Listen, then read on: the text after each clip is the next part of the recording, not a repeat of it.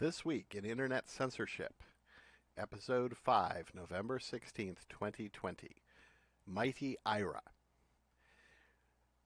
This week we have some good news, a new documentary about free speech focusing on the life and career of Ira Glasser, longtime executive director of the ACLU, the American Civil Liberties Union. The documentary makes an impassioned case for what is sometimes called free speech absolutism, for guaranteeing the right to free speech and assembly for all points of view, whether they are civil rights activists in the 1960s or neo-Nazis or a wide variety of other people. It's a really well done documentary and well worth watching. For me, it's somewhat of listening to what I already agree with, but I'll try to not only say what's good about it, but also discuss some of the weaknesses of the documentary. So this documentary primarily focuses on the famous or infamous Skokie case, where the ACLU defended a small group of neo-Nazis who wanted to demonstrate in Skokie, a suburb of Chicago, is heavily Jewish and had several thousand survivors of the Holocaust. And the ACLU, it went to the Supreme Court. The ACLU prevailed. The Nazis did not, in fact, march in Skokie. It's a more complicated story, and probably sensibly, they ended up marching in their home territory, which was a neighborhood of Chicago called Market Park, where they were mobbed by a huge hostile audience, but they did perform their march. The fact that they didn't actually march in Skokie is often not reported, but the documentary goes into that. Rather remarkably, the leader of the neo-Nazis was part Jewish. His father was supposedly a survivor, in fact, of the Holocaust, astonishingly, something that might make you wonder. So overall, this is a really good documentary and well worth watching. It makes a strong case for free speech absolutism, showing examples of civil rights leaders like Jose Williams agreeing with Ira Glasser's position that the Ku Klux Klan and the neo-Nazis and other people, their rights should be protected because once the government takes on the power to stop people from speaking, they will use it against anyone and against, for example, civil rights activists, as was done during the 1960s in the South and in other places. The documentary has some really nice stories about Ira Glasser's friendship with William F. Buckley, the conservative commentator and writer, sort of a celebrity figure in a way. They were friends for a long time. They met, according to the documentary. Ira Glasser was a guest on Buckley's Firing Line show, and they argued. Mostly they did not agree. It also talks about his friendship with Ben Stern, who is a Holocaust survivor, who was one of the people in Skokie that was protesting against the Nazis. And it kind of makes the case through these stories for the point of having dialogue, of having people talk to each other instead of shut each other down with censorship and really listen to other people. Well, mainly this is about the Skokie case. It also connects it to the Charlottesville demonstration in 2017, fairly soon after President Trump took over, by various right-wing and racist and whatnot groups. I thought it did have some weaknesses. In Charlottesville, a young woman was killed by a sort of racist or right-wing character who drove a car into a group of left-wing demonstrators, and she was killed. And Ira Glasser and his kind of cohorts blame the police in Charlottesville, not without some reason, for failing to separate the demonstrators and maintain a safe environment, as they argue was done at Market Park when the Nazis actually demonstrated after the Skokie decision. So the police in Chicago came out and made sure to keep the Nazis sort of protected from being attacked or conversely attacking. I think given the volume of people, it probably would have been the Nazis that got beat up or even killed. Still, it's kind of passing the buck, and even though it's presented very smoothly and there's a strong argument that the police in Charlottesville and some other demonstrations that occurred at about that time in 2017 really didn't handle the situation well, I'm not sure it adequately counters this sort of argument of this. It's the incitement to violence argument, and this is, of course, the argument that was used to try to shut down demonstrations by civil rights activists, black people in the South in southern cities and towns and say, well, it's going to get violent, so you can't demonstrate, or you have to post a bond, which you can't get, which was a tactic used in Skokie. You have to post a bond, which costs too much money, or you simply can't get from the insurance companies because there's going to be all this violence. So it's a very questionable argument, using these kind of, well, there might be violence to shut down demonstrations and protests.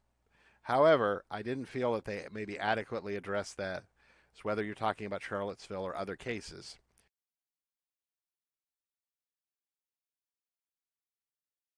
How did the documentary handle the obvious pain for the Holocaust survivors like Ben Stern in principle, they never actually had to go through this, but in principle, having these Nazi characters with the swastikas and the whole bit marching through their town.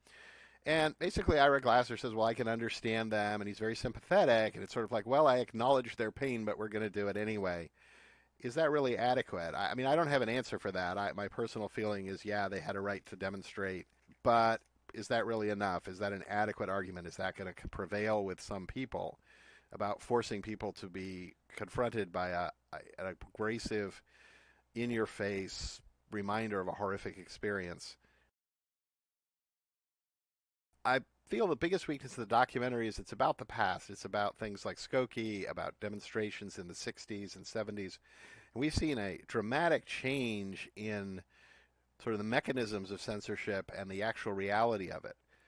So since the COVID pandemic, what we're seeing is selective use of pandemic restrictions in a very broad way to control public demonstrations and assemblies.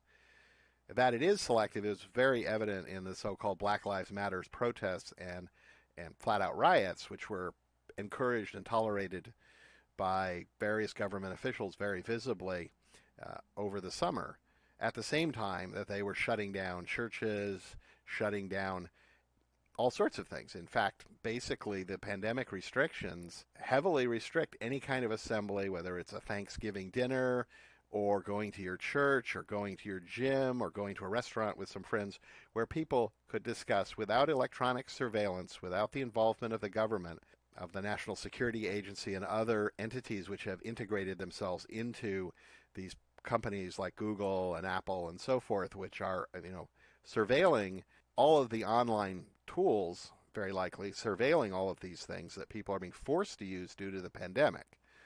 And so all these issues that are in the documentary are about physical demonstrations on public property, the Marquette Park, public roads and parks, which traditionally have been anyone can go. Maybe they have to give a permit, but they can go and express themselves in these public places. The public places today are Zoom, are Google, are Facebook, which are privately owned. The pandemic restrictions are effectively forcing political activists and people, except for those that are approved, like Black Lives Matter, to go to these electronic environments where they're totally under surveillance. These things are run by companies which have various formal and informal ties to government agencies like the National Security Agency and the CIA. So this is a completely different tactic from what was even technically possible during the Skokie period in the 70s and 80s, which is the focus of the documentary.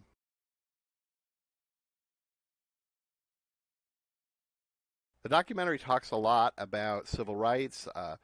Ira Glasser was a fan of the Brooklyn Dodgers in their heyday, when Jackie Robinson became the first black player in the professional Major League Baseball at the Brooklyn Dodgers in 1947, and he links a lot of his activism to the civil rights movement of the 50s and 60s going on into the 70s.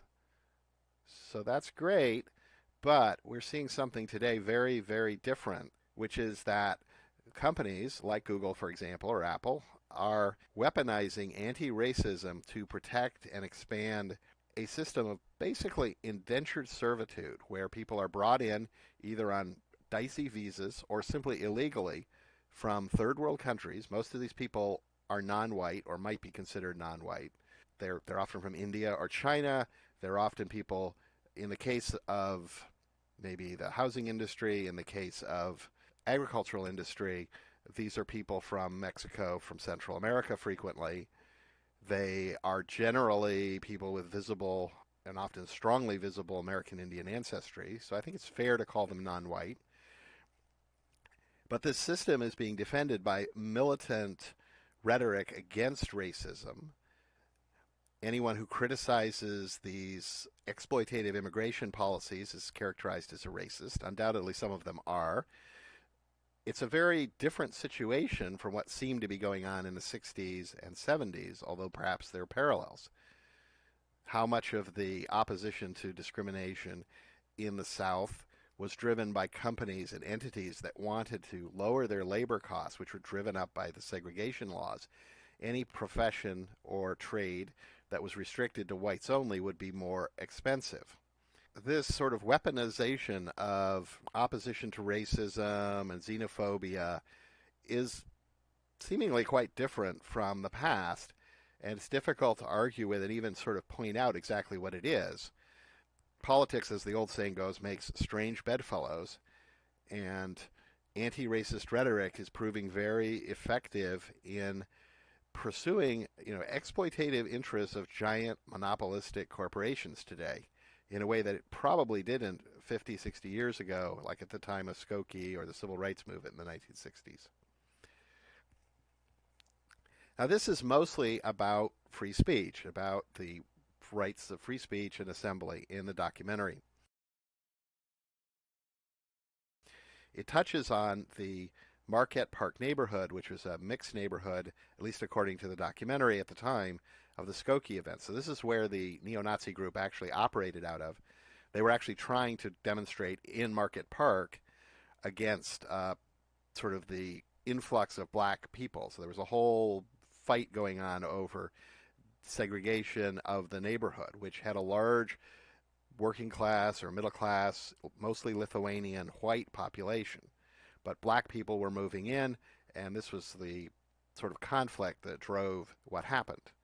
This part Jewish neo-Nazi leader, when he was blocked by Chicago from demonstrating in Marquette Park, he actually started trying to take his demonstrations to places like Skokie. And that effectively put so much pressure on Chicago, it appears, to avoid a clash in Skokie, which likely would have been very violent, that they relented and let the Nazis demonstrate in Marquette Park. And the documentary goes into this story, and it eventually gets to it, pointing out that this neo-Nazi leader was actually part Jewish and kind of a weird guy, maybe mentally ill. The Marquette Park neighborhood, like many neighborhoods from that period where this supposed desegregation was going on, collapsed. It became this bad kind of inner city neighborhood. All the white people, or the vast majority of white people, and maybe some of the black people, pulled out, moved to the suburbs. So the effect of this supposed desegregation, as with a lot of those forced school busing and other things in the 70s and 80s, was to create perhaps more segregation. Instead of having black neighborhoods and white neighborhoods that were within walking distance, were close together in city areas, suddenly all the white people are in the suburbs 10 miles away.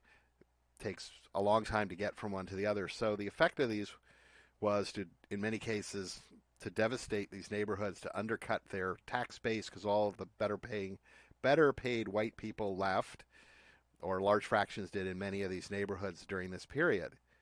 And it's true, the documentary is not about these issues, but it is something to think about how this movement in the 70s, the post-civil rights, it was a movement in the North, for example, in Chicago, in Boston area, where I grew up, actually produced results that one might wonder about. Were these really beneficial to anybody? And what does that say about what's happening today? So overall, this is a really good, inspiring documentary. It really makes a strong case for free speech absolutism, for really respecting people's rights.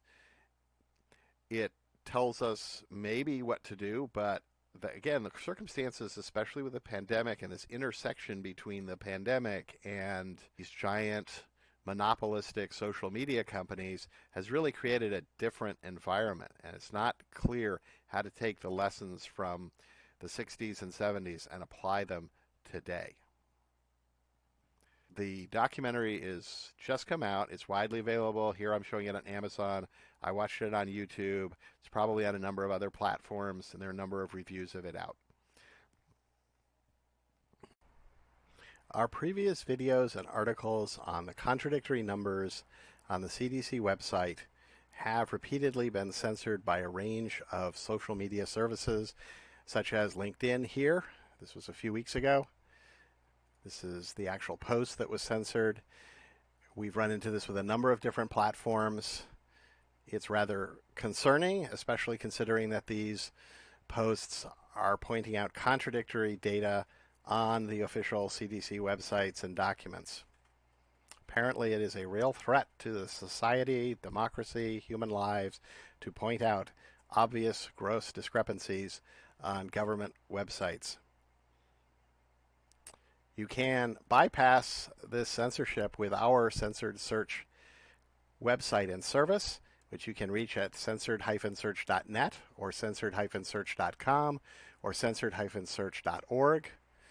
We may add additional names later, but those are the names right now. It's Censored-Search. Find the answers to your problems censored by advertisers and other powerful interests. It is free. We have a free version, which ranks the search results according to popularity. That is how many other websites link to the page, the search result. You can also pay and get more control and transparency into the algorithms. You can get access to more advanced artificial intelligence algorithms that look through the censored content and try to identify pages that are censored because they contain factual, true information, and separate those out from other ones which are not so useful. A popularity contest cannot always do that correctly, and popularity contests can be manipulated in various ways. Thus, check out censoredsearch.com, censored-search.net, censored-search.org. This concludes this video presentation. If you like this video, please click like. Please click subscribe and the notification bell if you would like to receive more content from us. You can avoid internet censorship by subscribing directly to our RSS news feed. Please consider sharing the link by email and on your website or blog, in addition to liking, upvoting, or sharing on increasingly censored, advertising-beholden, big company social media. We have encountered such censorship. Mathematical software is developing algorithms and software to automate data analysis, reducing the risks of costly errors and increasing the predictive power of the results. You can support our work financially by subscribing on our Patreon page, https://www.patreon.com/mathsoft, or scanning the QR code in the lower right corner.